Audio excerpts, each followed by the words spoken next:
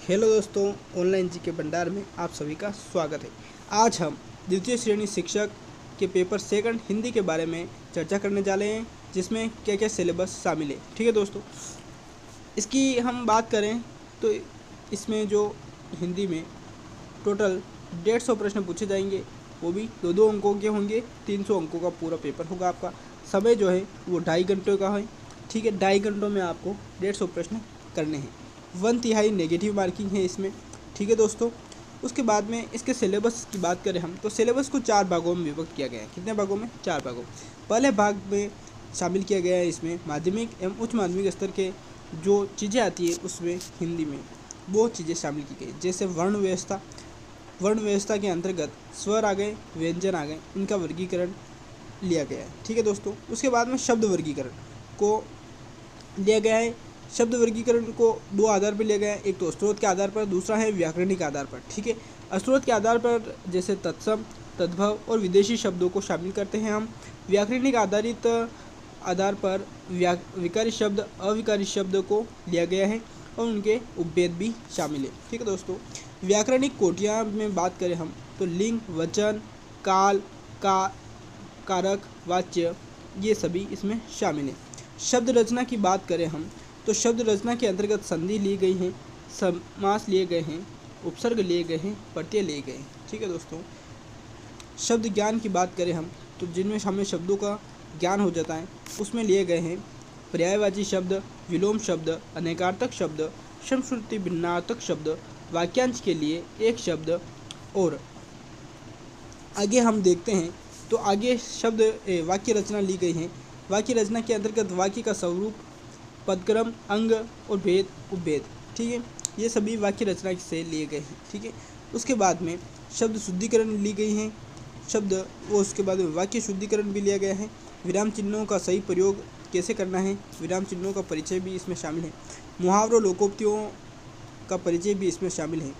उसके बाद में अपठित गद्यांश और अपठित पद्यांश भी इसमें शामिल है। ठीक है दोस्तों, तो मेन बात ये है कि जो व्याकरणिक है माध्यमिक उच्च माध्यमिक स्तर की, वो सारी व्याकरण इसमें प्रथम भाग में शामिल है आपके। ठीक है, आगे एक बात करें हम तो स्नातक स्तर को भी 4 भागों में बांटा गया है। ठीक है, जिसमें प्रथम भाग में है काव्यशास्त्र।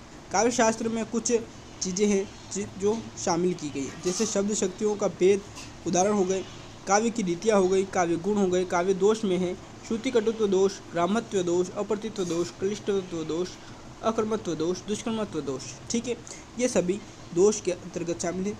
अलंकार की बात करें हम तो अलंकार के अंतर्गत श्लेष, यमक, उपमा, रूपक, उत्प्रेक्षा, विभावना, संगति, संदेह, भ्रांतिमान, विरोधाभास व मानवीकरण अलंकार लिए गए हैं। ठीक है, इसमें कुछ छंदों का परिचय भी लिया गया है, जिसमें है द्रुतविलंबित छंद, हरिगीतिका, कवित, सवैया, दोहा, सोरठा और चौपाई। ये गिने चुने छंद इसमें लिए गए हैं। ठीक है दोस्तों, और इसमें लिया गया है रस का स्वरूप, रसावय और रस के भेद इसमें शामिल किए गए। ये इसमें केवल काव्य शास्त्र इसमें शामिल की गई है। ठीक है दोस्तों, काव्य शास्त्र के प्रश्न पूछे जाएंगे। ठीक है, उसके बाद में स्नातक स्तर के अगले भाग की बात करें हम तो अगले भाग में हिंदी साहित्य का जो इतिहास है उसको शामिल किया गया है। ठीक है दोस्तों, उसका नामकरण किसने कैसे किया, काल विभाजन कब, कौन सा काल था, उसके बारे में।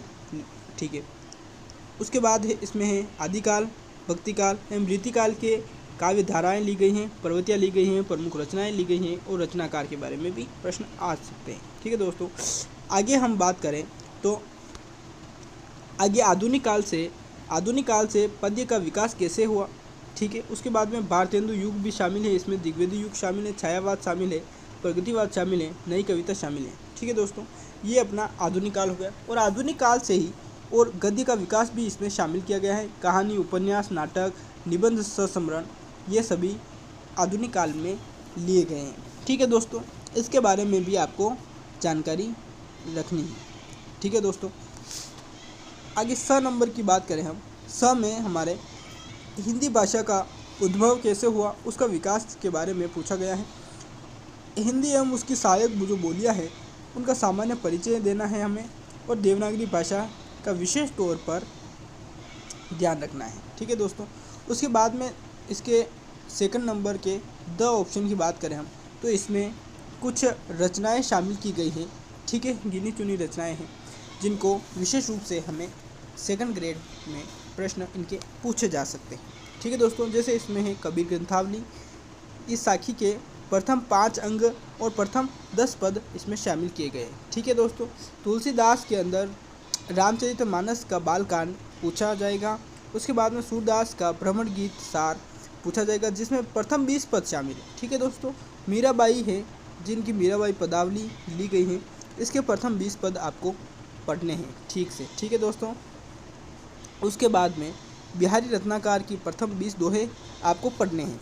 सूर्यमल मिशन, इनके वीर सतसई शामिल की गई हैं जिसमें प्रथम 20 दोहे आपको याद कर लेने हैं। ठीक है दोस्तों, उसके बाद में रामधारी सिंह दिनकर हैं जिनका कुरुक्षेत्र का कविता ली गई है जिसमें आपको प्रथम सर्ग पढ़ लेना है। उसके बाद में जयशंकर प्रसाद की कामायनी है जिसमें आपको श्रद्धा सर्ग अच्छे से पढ़ लेना है।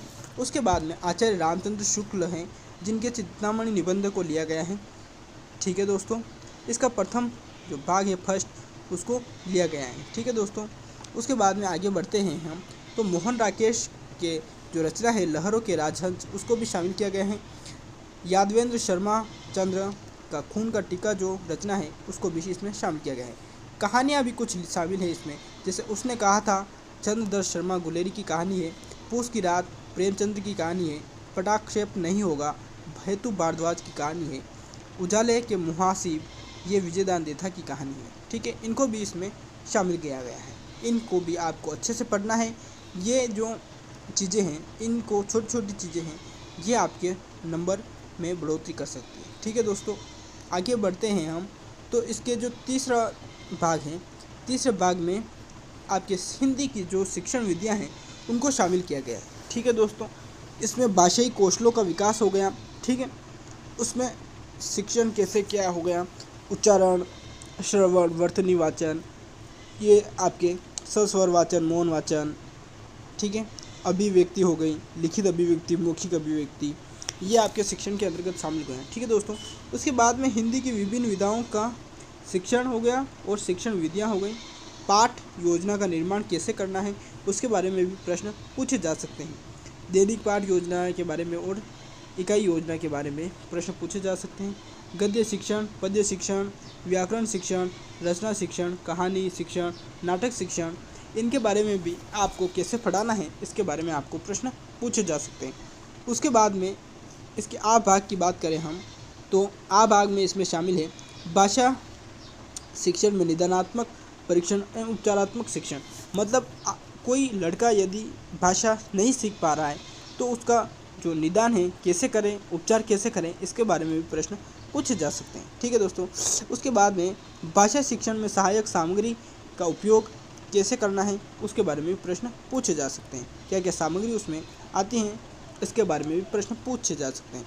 उसके बाद में हिंदी भाषा शिक्षण में मूल्यांकन, सतत एवं समग्र मूल्यांकन, पाठांतर्गत पाठों उपरांत मूल्यांकन, जो अपना हिंदी शिक्षण होता है उसमें मूल्यांकन कैसे करना है, कैसे होता है, क्या क्या प्रश्न उसमें पूछे जाते हैं, कौन कौन से प्रश्न उसमें शामिल होते हैं, सतत मूल्यांकन के बारे में और समग्र मूल्यांकन कैसे करना है, पाठ के अंतर्गत बीच में कैसे प्रश्न पूछने हैं और पाठ होने के बाद में कैसे प्रश्न पूछने हैं, इसके बारे में भी आपको प्रश्न पूछे जा सकते हैं। तो अब हम बात